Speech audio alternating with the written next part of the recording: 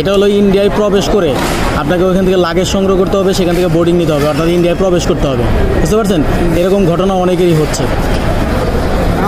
এর আগে আমি ঘুরতে আসছিলাম, আমি মুম্বাই আসছি 5 ঘন্টা, ওইটা মধ্যে সার্ভিস 2 বিমান চেঞ্জ করছে, কিন্তু আপনার তো ইন্ডিয়ার ভিতরে ঢুইকে আপনার নিতে হয় নাই, লাগেজ লুগেজ দিতে হয় নাই, ওরা নিজেরাই চেঞ্জ করছে, তাই না?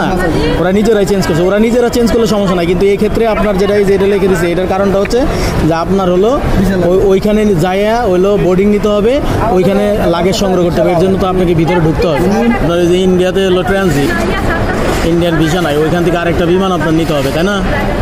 আরেকটা বিমান নিতে হলে পরে যখন এরকম হয়, তখন হয় ওই যে দেশে ট্রানজিট নিচ্ছেন সেই দেশের ভিসা লাগে, আর নাহলে ডিরেক্ট টিকিট কাটা লাগে।